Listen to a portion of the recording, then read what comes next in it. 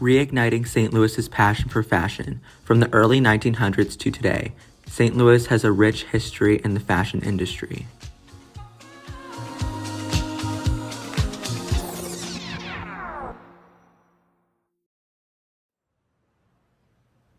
At the end of the 19th century, St. Louis was second only to New York in the fashion world.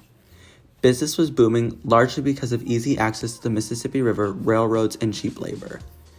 Manufacturers had moved their operations to St. Louis in hopes to cut labor costs. Many immigrant and migrant workers moved as well because they could be persuaded to work for lower wages. The Washington Avenue Historic District, or Garment District, is located between 8th Street and 18th Street in downtown St. Louis. This area was home to pretty much all of the production and manufacturing in the 1900s. Although there were numerous manufacturers and department stores, one of the most important and significant of these was the International Shoe Company. The International Shoe Company was a main player in the fashion scene in St. Louis. At its peak, the International Shoe Company had the capability to manufacture 70 million pairs of shoes every year. One of their buildings was located at 1501 Washington Avenue. This building was built in 1910 and served as an office building for the company. While their Washington Avenue location was their main office building, the manufacturing actually took place in the Benton Park neighborhood at their huge manufacturing complex. In the 1920s, the St. Louis Garment District covered 15 blocks, with the whole area bustling with workers, designers, and attendees of fashion shows. As jobs moved from New York and Chicago to St. Louis, the number of garment workers in St. Louis went from 1,200 to 6,000 in a span of 5 years between 1934 and 1939. Before the start of World War II, the industry was generating $2.2 billion in today's money annually. At the garment factories, women were the main workers. They were paid piece rate, which meant that the amount of money they earned was based on the number of goods they produced. This resulted in extremely long workdays with little to no breaks, as the women were trying to maximize the amount of money they made.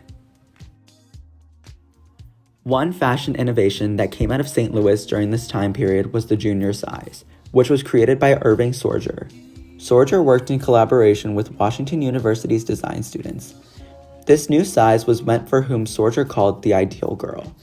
This new design moved the bust pocket up higher and made the waistline slimmer. Following the great success of Sorger's junior dress, many junior dress manufacturers such as Toby Lane and Dorsa Dresses lined the blocks of Washington Avenue. St. Louis quickly became a massive producer of shoes, and in 1905, 48 million pairs of shoes were produced and shipped around the globe, which led to St. Louis being dubbed the shoe capital of the world. Through the 1920s and 1930s, St. Louis remained a major shoe and apparel production retail hub. But by the 1950s, companies began to move elsewhere / close down as shopping malls became more popular in the growing St. Louis suburbs. As well, production for many of these companies began to be moved overseas, as that was the cheapest option now.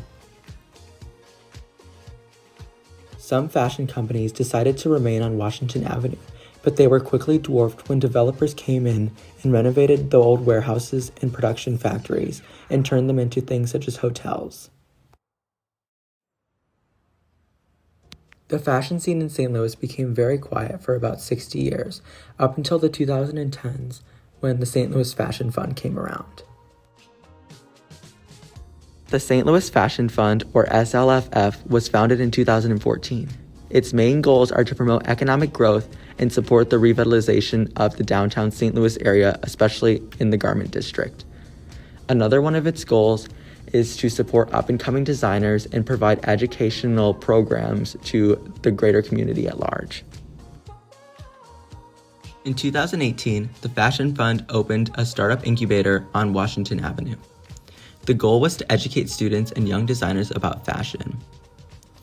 The incubator offered opportunities such as internships and wardrobe styling. The Fashion Fund also has a lot of influence from outside of St. Louis.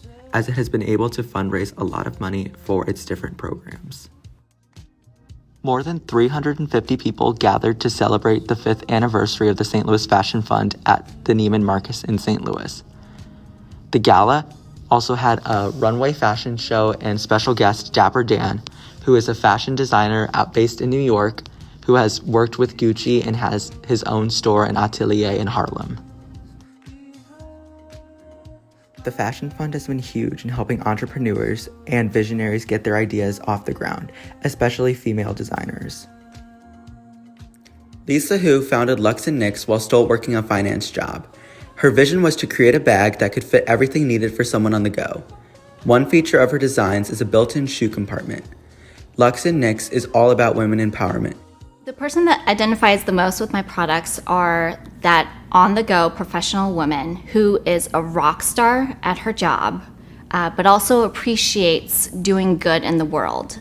The Lux & Nix on-the-go professional female, it could be anybody that identifies themselves as a professional of something.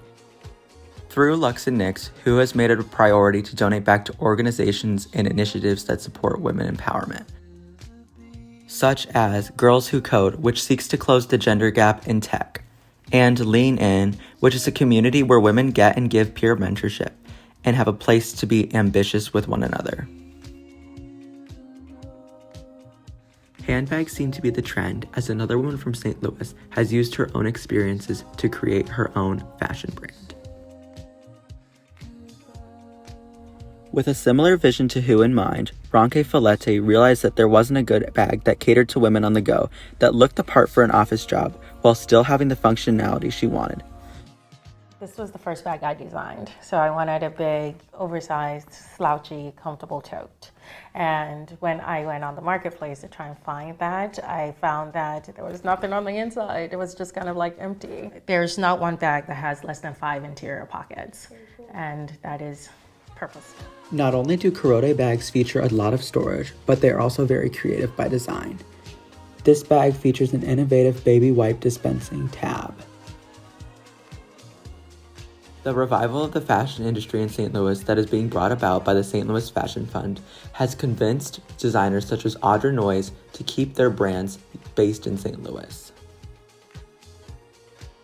Audra Noyes studied at the Savannah College of Art and Design, earning her bachelor's in fine arts. After her time there, she moved to Paris to train under the direction of Albert Elbaz at Lanvin, which is a Paris fashion house. Following her time there and following her time working throughout Paris under numerous houses, she felt compelled and ready to launch her own brand.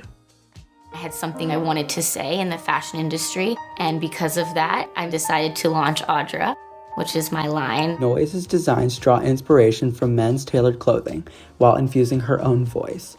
She seeks to find the tension between structure and fluidity, femininity and masculinity, and her designs reflect these values. My aesthetic is really a fusion between my American training at SCAD with my Parisian training the past 2 years, which focuses on quality, the allure of couture, the beauty of the details in the fabric, and kind of this fantasy. My collection, each piece, combines those two elements. It's ready to wear, high-end, luxury women's wear. Audra is closely connected to the St. Louis Fashion Fund, as she was part of its inaugural class of design program. She is still closely involved as she remains the current designer in residence.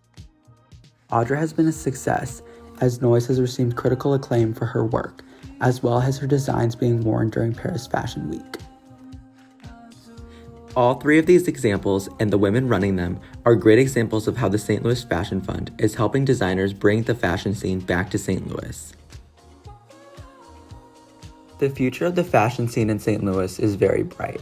There are countless people doing the same things as the 3 women I mentioned earlier, and there is a huge desire from the community to bring fashion back to the foreground.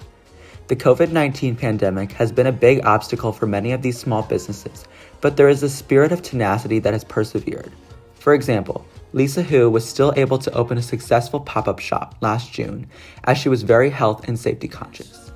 St. Louis as a whole is a very entrepreneurial city, and I think that the fashion scene will be up and running in the next couple of years.